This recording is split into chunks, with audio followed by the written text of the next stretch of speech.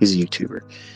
He tweeted, "Your job as a trader is not to predict the future. It's to react to price." What the fuck kind of logic is that? Like, that literally encapsulates retail trading right there. That's it. That's it. That is retail trading in a sentence. What you're saying by saying something like that, or if your thoughts are in alignment with that, what you're essentially saying is, there's no way to know where price is likely to go. So fuck it, let's gamble.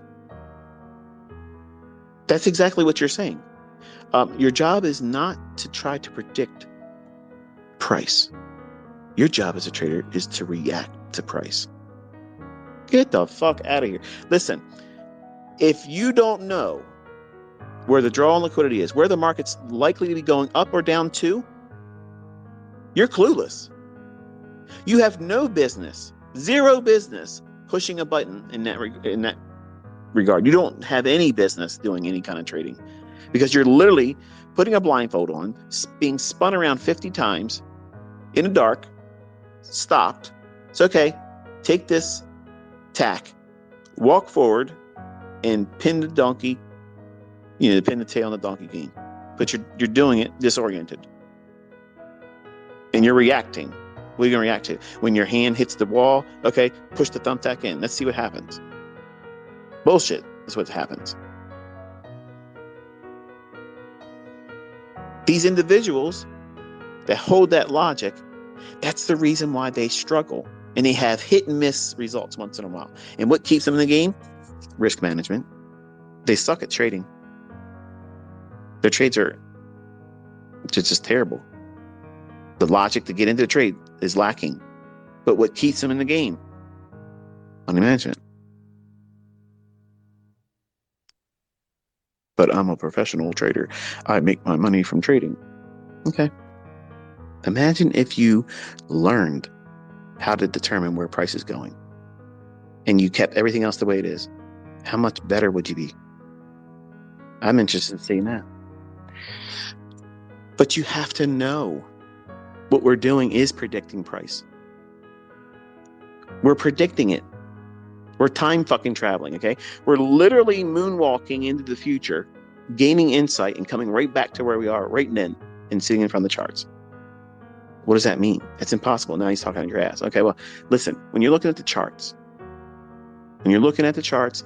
you need to be able to see in your mind's eye, can you physically see the price running up to that relative equal high? If you can see it, that's the first step. You have to be able to see that potentially is in the chart. It could manifest itself.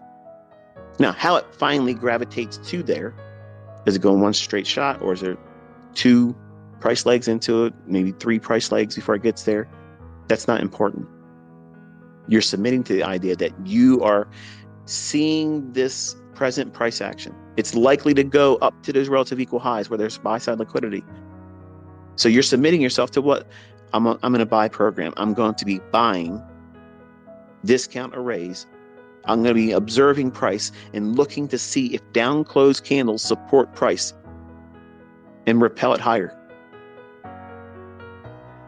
To the left of all that, if there is a range in price action, I want to see up closed candles being traded through.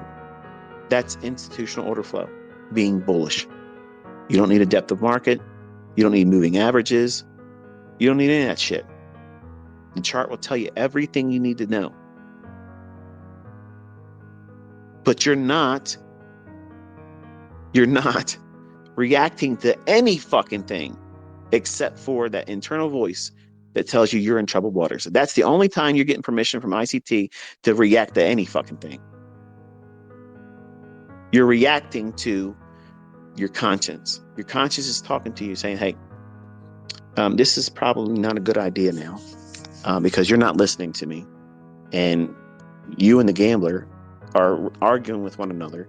And I'm trying to guide us through this trade. And you are causing a decoupling. And now it's going to be physically felt with fear of missing out on the move, fear of being stopped out, disorientation. There's going to be a day, I promise you this, whether you've ever had an anxiety attack or not, this is going to happen to you. There's going to be a time when you have a funded account or you have real money at risk and you're in a trade. Out of nowhere, your heart's going to start beating a little bit too fast. You're going to start hyperventilating. You won't really notice it until it starts. But then you're going to feel anxious. You may feel like you want to throw up, feel like you need to go to the bathroom. You're going to lose control of yourself or pass out. Feel like you can't breathe. Feels like you're not getting air, but you're hyperventilating and breathing too much.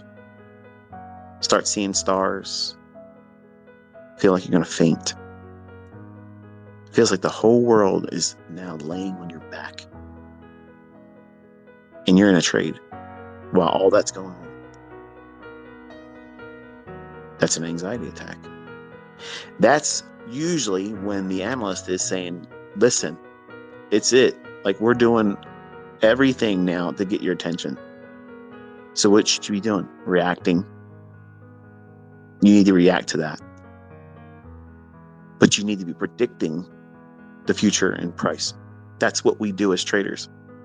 Anybody, and I've seen this multiple times with other educators and such.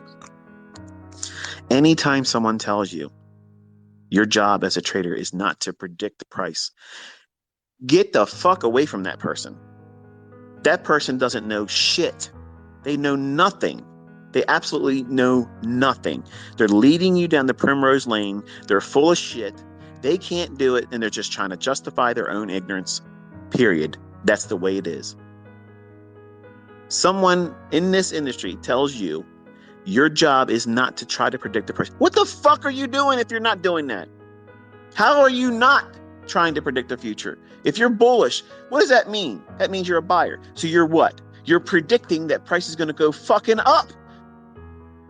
What kind of shit is that? Your job is not to try to predict the future, but to react to price. No. We are predicting where price is going to go. We are anticipating that prices are going to go to a discount when we're bullish. We're knowing exactly where the fuck we're trying to buy. We know exactly where our fucking stop loss is going to be. We know exactly why the fuck we're expecting it to go up. We are not reacting to shit. Period. That's just the fucking way it is. That's the reality. That's trading. That's the real shit. That's in the trenches, real fucking trading. Any fucking body that tells you anything apart from that, you unfollow, you fucking tell them to go fuck themselves and stop spreading misinformation. That's how you handle that shit. Period.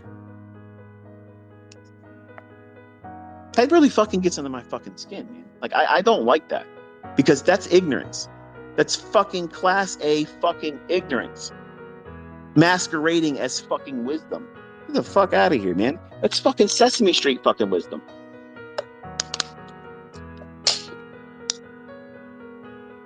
React to price. Get the fuck out of here.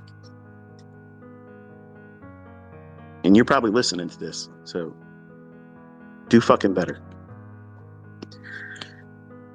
But you have to know when that conscious is talking to you.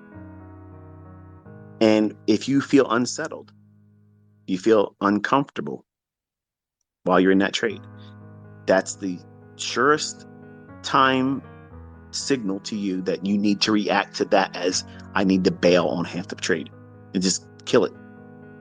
And if you can't, take the whole trade off. I promise you, in the first few times that you do it, it'll feel like, especially if it runs further, it'll feel like that's the worst advice you ever received. But I promise you, it will serve you better than anything else. Because it takes so much more for the human mind to go through that stressful endeavor of holding through that shit. When you're new, you don't have any experience. You have none. You're going through it. So yes, at some point you will have to submit to it. But initially, when you're developing, when you first get that first experience, you do not dig your heels in and say, I'm holding on for dear life. You master yourself. You reward yourself. You've taken the risk up to that moment. You've submitted to the trade idea up to that moment. But something is occurring and you don't know. I don't know if it's your experience that you've now gained that's trying to communicate to you through your content saying, okay, this is no longer a viable setup. You don't know that yet. So the first instances of this occurring in your development, and you're in a live trade where you have real money at risk, you take half the trade off.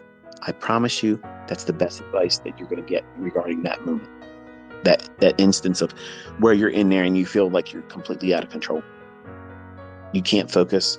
You can't come to the decision of get in, I'm not get in, but stay in the trade or get out. If you're in that arm wrestling match ever, and it's a live account trade when there's real money, and you are wrestling with, should I get in? Or should I get out of the trade or should I hold on to it? If you are completely wrestling with that and you can't even focus on what price is doing right now, you're being distracted by that. So you won't be able to watch order flow. You won't be able to receive the information that price is going to tell you because you're watching the likelihood of you being right slip out from your hands. And that pursuit of being right overtakes the logic that puts you into the trade or would keep you in the trade.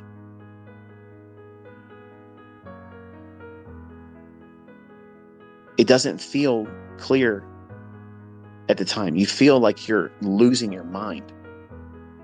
And if you're in a panic attack or anxiety attack while it's going on, that makes it worse. But I promise you, 10 minutes after you close the trade or take half off, it goes away. You'll see things a little bit clearer. If you're in panic, if you're disoriented in a trade and you start worrying about whether you should stay in or get out, half the trade comes off. Walk away, minimum 10 minutes. Whatever's going to happen is going to happen. If it comes back and hits your stop, who cares? You're comfortable with that. If it goes to target, who cares? You were expecting that anyway. But 10 minutes. Because what happens is, if you remove yourself from the stimulation that causes the anxious moment and what-if thinking, you've now immediately reacted to the emergency that your mind's saying that you're in, when there really isn't. There is no emergency. But you don't realize that at the time. So to master yourself and your emotions and the psychological warfare that you're putting yourself through is you take half the trade off, make sure the stop's at better than break even, and you submit to the rest of the movement. Whatever happens, happens. But you must walk away, leave the room where your charts are, minimum 10 minutes. It's going to feel like you want to rush back in there and just peek and see what's going on. Don't. Do something else. Take a walk, go grab something to drink, stretch out. Let 10 minutes pass. All of the adrenaline, the cortisol, all those hormones that your body's releasing, they'll burn off in 10 minutes if you do something other than what you were doing, which is standing still like a Ferrari in park, but with the acceleration pedal down to the floor. You're tearing the engine out. It's not meant to do that. And the only thing you're going to do is keep that panic attack going until you're probably going to get sick, pass out, or feel like you're dying, and call an ambulance for nothing. And between the time you call the ambulance because you feel like you're dying and you're having chest palpitations, tightness in your chest, tingling down your arm. I would always get this tingling in the corner of my left, like the corner of my left side of my mouth. It would start tingling, and it would be like this numbness, tingling feeling that goes right up, like you were drawing a smiley face on the right side of my mouth, from the corner up to my left eye corner. It would be like a pathway of numbness right there. And all that was adrenaline. Because I'm not doing anything. I'm sitting there looking at my charts. What if this, and what if that, and what if this, and what if that? And I'm basically scaring myself. And I'm releasing adrenaline, but sitting still, doing nothing to burn it off. Your brain says there's an emergency. Fight or flight. Fight or flight. Let's get it on, or let's get the hell out of here. And what am I doing? Sitting still. Looking at something that I'm constantly telling myself there's an emergency. I need to make a reaction and decision. What are we doing? And I'm doing nothing. I'm what if thinking, and what if thinking. And then finally cortisol, that hormone's released in my bloodstream. And now I start feeling physical symptoms, chest tightness. I'm breathing faster because my brain's been told there's an emergency right now, and I've released adrenaline. Now my heart races faster, and cortisol is a stress hormone that once it hits your body, you're completely in a different state of mind. You will start feeling physical symptoms. Palms will be sweaty. You'll start maybe trembling. Dizziness because you've blew off all your CO2, but it feels like you're not getting oxygen, but you're just too low on CO2. You blew it off.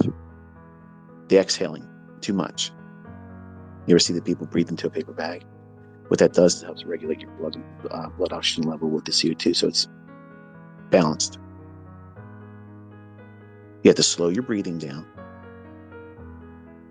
Take your attention onto something else. And I mentioned over the summer last year, I said the way you beat a panic attack is have a sweep second hand on your watch.